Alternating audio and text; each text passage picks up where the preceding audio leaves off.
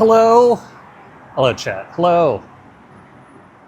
Man, it has been a while, and to be honest, as much as I enjoy walking around and doing this, it is, one, freezing. I think it's about 19 degrees last time I checked, and on top of it being 19 degrees, the slightest of breezes is making this feel somewhere around 10. So, I will say, I do enjoy walking around because I haven't been able to walk. For those wondering why there's been kind of a lull of episodes, one big reason is because I sprained my back. I was leaning over a sink, just washing my hands, and back got tight. Tried to stretch it out. Realized not only could I not stretch it out, but I couldn't get out of my bed. So finally was able to get out of my bed a couple days ago. So I injured myself Sunday morning. Monday was a nightmare. Almost went to the hospital. Tuesday, recovered. Wednesday, recovery, but felt a lot better. Thursday, was able to get out of bed and sit and stand and walk without major assistance. Probably could have gone to work in person, just work from home. And then today, it is Friday. Feeling really good, but I've been walking and standing more today than I have basically all week. And I have to be very gingerly walk, small steps, slow steps. So, with that said, hello all. I hope everyone, I hope people don't feel left out in the cold. No pun, all right, kind of a pun intended, but sorry about the episodes. We'll make it up to y'all very soon. Got a bunch of questions, and for those who are in the Discord, which is the best place to ask questions, by the way, there or in the YouTube comments, people in Discord, I told them that I had recorded an episode last week, which was supposed to go up, but I was using my other microphone. If you see this thing, this black piece of thing that's on my neck, you'll usually see it in all the episodes. Oh wow, they put down like a gigantic tarp over the grass. It must be protecting it from the frost, which is coming in. Save some of the seeds. It's also a way to kill all the grass from sun if they're going to go reseed. But it is that time of the season to till the land, so to speak. Anyway, I had an episode ready to go, but the microphone quality, the audio quality was so bad, I just couldn't. I listened back to it. I was like, man, you could really hear the traffic. It was really windy. At least it sounded like it was really windy. It was bad. So nothing like when I'm using this mic. So never again will I use that mic. Just sad because that's supposed to be a pretty nice mic. Anyway, bunch of questions. A handful of those questions that I answered already will be spread out across a few different episodes. That way I don't feel like I'm saying the same things. But the first one today, some came through the Discord. A bunch of people asked about 3-team trades. There are 3-team deals. So, which is cool. It is something that happens. We were a part of a 3-team deal where we acquired Brock Burke, and we traded away Gavin Lux last week. In doing so, Tampa Bay, who was in on this deal, was able to acquire prospects, and I think it was Tampa Bay, and Los Angeles Angels were able to acquire a different major league piece. So, so the 3-team deal happened. For us, we were trading Major League Bat from Major League Pitching. We were able to find a deal that worked out for us and for the Angels. So a bunch of questions about how does it work? How does it even come about? As you can imagine, when you're just doing negotiation and you're just talking to another team, a lot of it is what you would think it would be. So someone from your player personnel department, usually an assistant GM or the GM, the president of baseball ops. Every now and then you might get a director involved or some other scouts, but 99% of the time it's going to come through AGMs or GMs or people of that level or above. And they say, hey, are you interested in discussing a player in a deal, right? So let's just say, hey, are you, like, you have Mario and I have Luigi. Are you interested in discussing Mario in a Luigi context? Which ultimately is the polite way to say, like, hey, we like your guy Mario, and I'm hoping you guys like our guy Luigi. And so if it's possible that there's a deal where we can acquire Mario and you guys can acquire Luigi, then I think that'd be good.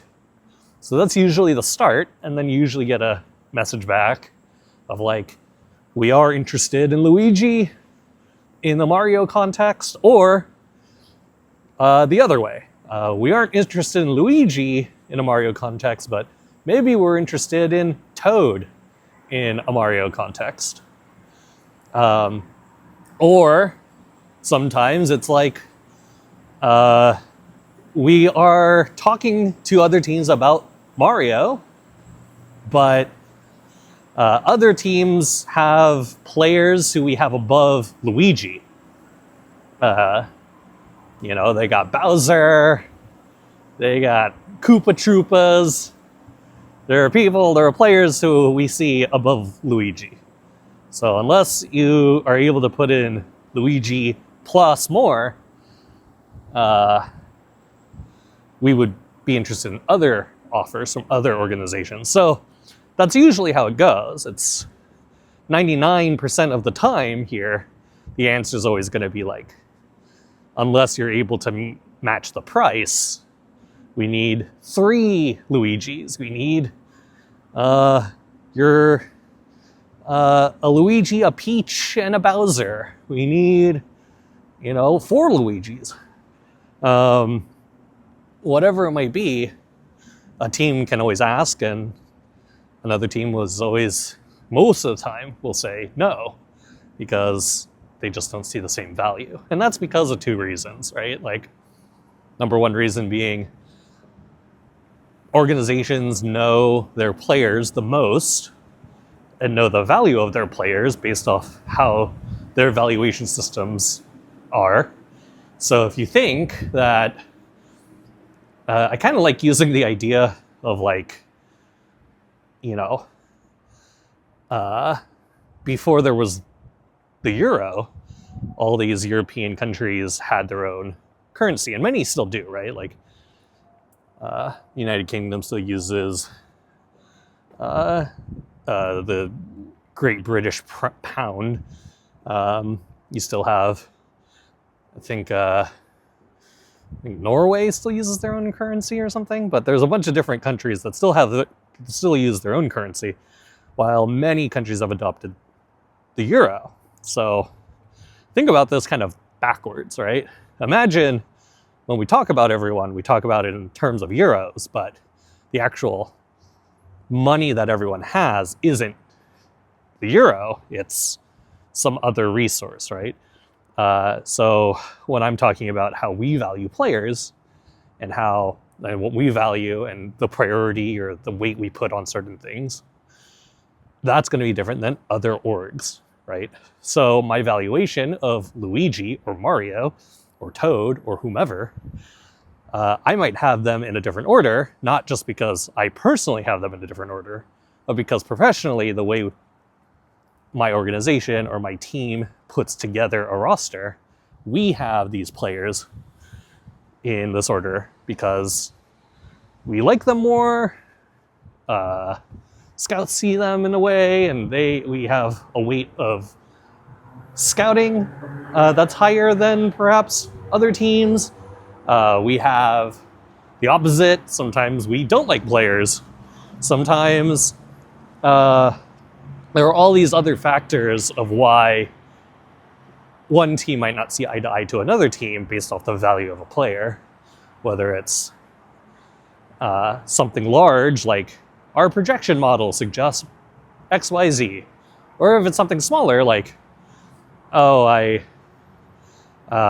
know this person, this person's family, and I've heard about some of the development training stuff that they do, and our organization is unable to support their training, right? So it could be like even just, is this player even a fit, right? Like, we might be able to acquire a player, but is this really the best environment for that player, right? Do we get 100% of this player? Or because they would be, like, let's just pretend we're acquiring a pitcher, but the pitcher gives up a lot of fly balls. Well, in our park, since the fences are a lot closer and home runs are a lot easier, fly balls turn into home runs more often here than other parks. So wouldn't it be more advantageous to acquire a different pitcher, even though the pitcher we're looking at, let's say it's Mario the pitcher, is best on paper, projected great, but in our park isn't projected as great because of all the home runs, additional home runs that he has never seen before. So maybe we should go with Luigi. Not as good of a pitcher on paper, but fits our park better, right? So some of that kind of stuff also bleeds into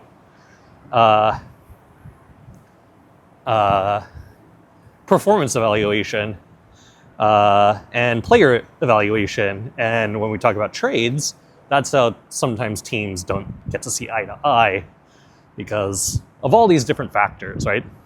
So if you're talking about 3 teams, right, now you're just adding in like another larger, crazier factor, a factor that's also as complex, also has a different system of evaluation. It is a third currency when you're all trying to speak one currency.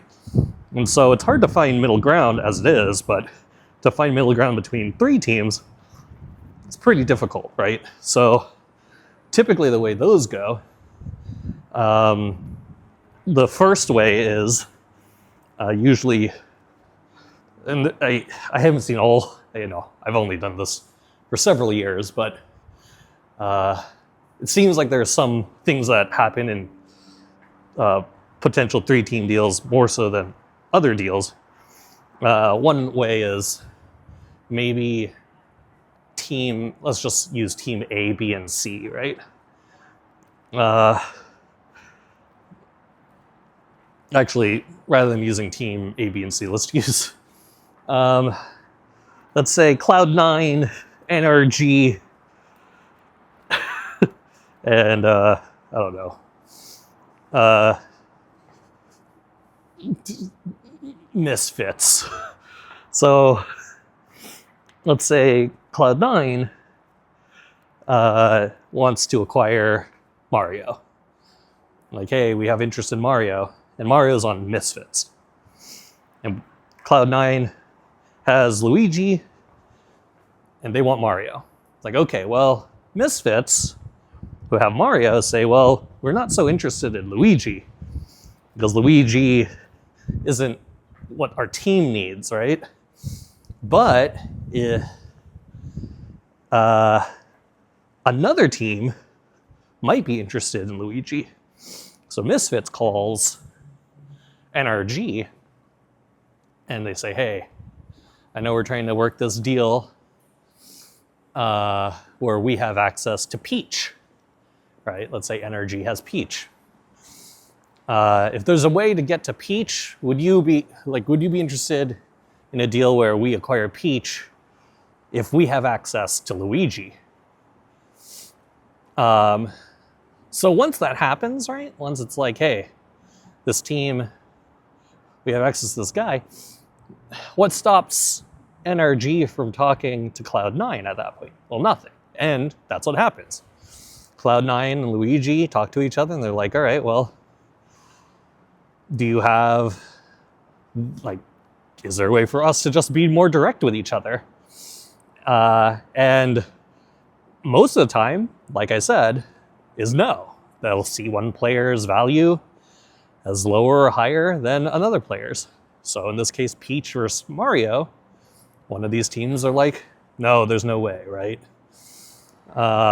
So they go back to Misfits. And Misfits says, okay, well, we're able to broker the deal. Like, we acquire Peach. We're able to trade Mario to Cloud9. And through the transaction, Luigi will go to NRG. Okay, well, why does this work? Because there is another player that's either being acquired or being sent away by a certain team, right?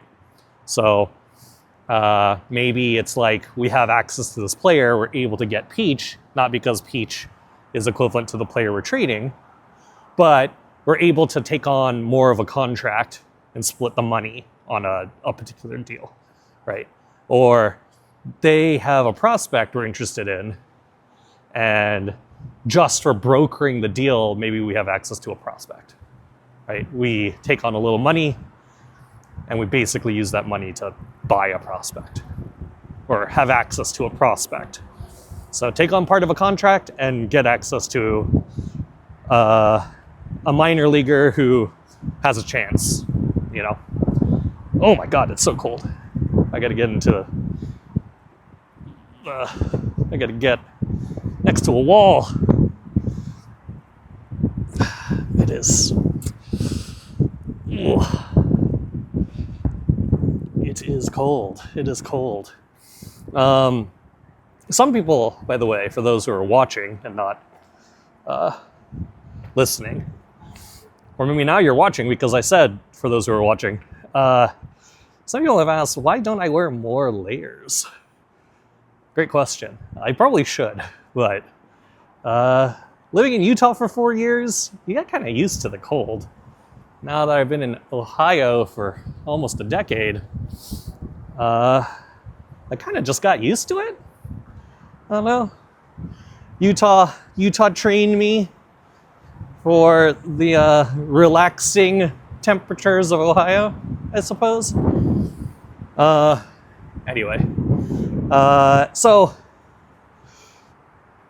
back to the 3-team deal. So sometimes they happen because a team can broker between two teams who don't see eye to eye. And so that is really just a transaction of two-team deals, right? Misfits, in this case, brokers between NRG and Cloud9. Cloud9 really is just brokering, or is really just trading with with Misfits, and NRG is really just trading with Misfits. But the players directionally go through Misfits, right? So that's what a 3-team deal typically looks like. One team has access that another team doesn't, and one team wants access but can't. So, 3-team deal. Other ways that it works Sometimes it isn't just, I have access to a player that you don't have access to, we could broker it. Sometimes it's more than that, right? So sometimes you talk more openly about the 3-team deal. Like, all right, if we're able to get a major league piece from one team and a prospect from another, that would satisfy the requirements of us trading away player A, right?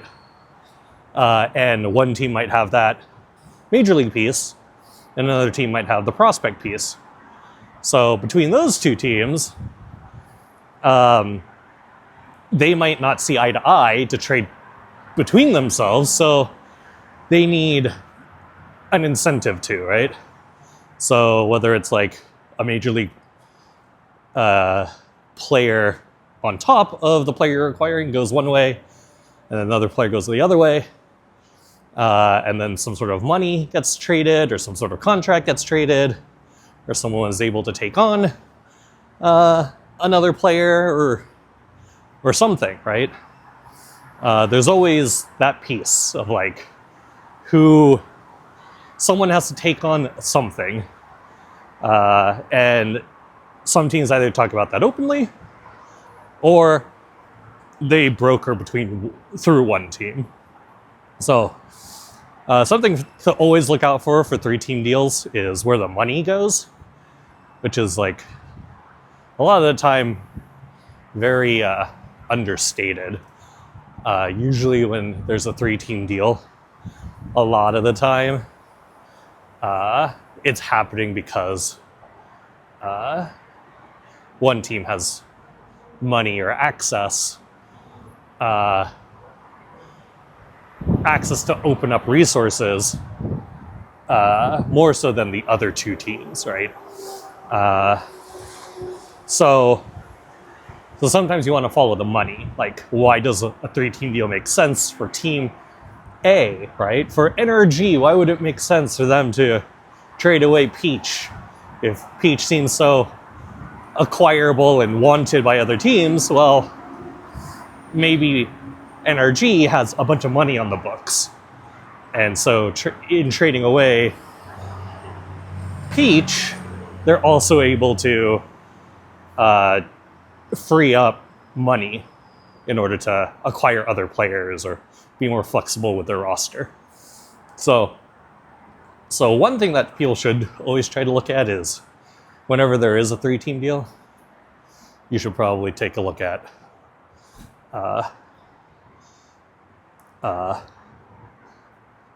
if there's money or who the biggest contract is, and if that's freeing up more payroll or more salary to be used elsewhere. So always something to take a look at when 3-team deals go down. So yeah, I talked a long time about that. I'm supposed to get through like 2 more questions, but I don't know if that's going to be possible. Let's see. Okay, we could talk about, we'll do one more. And then we'll call it. I wrote down the word budgeting, and I'm trying to figure out what that means. Oh, that's right. The segue. Budgeting.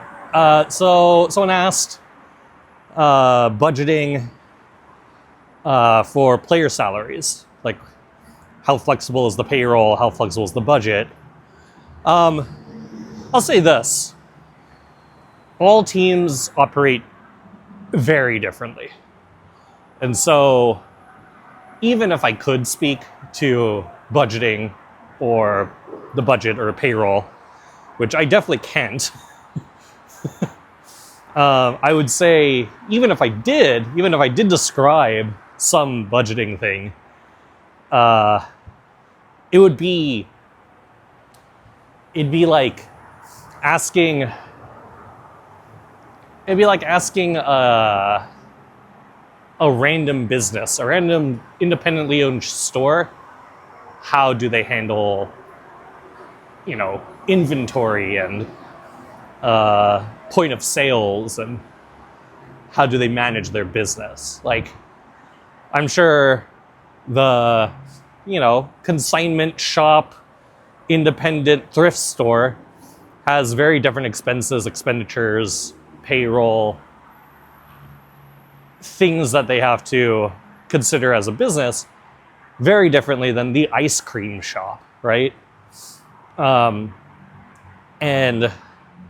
while it might not be fair to make that comparison between baseball teams, since baseball teams are both a part of the same business, they're not necessarily all made the same way, right? Even from like a very wide point of view, Atlanta Braves are owned publicly, right? So the way that they operate, the way that that system operates, how their payroll opens and closes or shrinks and grows is very different than, say, Toronto Blue Jays, who's owned by a telecommunications company, right? And that gigantic telecommunication company, Rogers, runs a business very differently than, say, the Cincinnati Reds, who's owned by people who own a baseball team, right? We have independent local owners who invest their money into the Cincinnati Reds. So many different ways, different business strategies, different business ventures enter into ownership. And so when you ever talk about payroll and payroll flexibility, you always have to talk about where's the money coming from, right? And if the money is coming from very different sources, right? One team is owned publicly, one team is owned through a telecommunications company, another team's owned independently wealthy people. Like, these are all going to have very differing structures in terms of how flexible payroll is. So it's hard to really say how flexible payroll is, because what I perceive as inflexible or flexible is probably very different than what another team perceives as inflexible or flexible. So I'll leave it at that. Okay, chat. It's fucking freezing. So I'm going to go back in and like defrost or thaw. But I'm glad I'm putting another one on here. And hopefully very soon I'll be able to do another one. All right, goodbye, chat.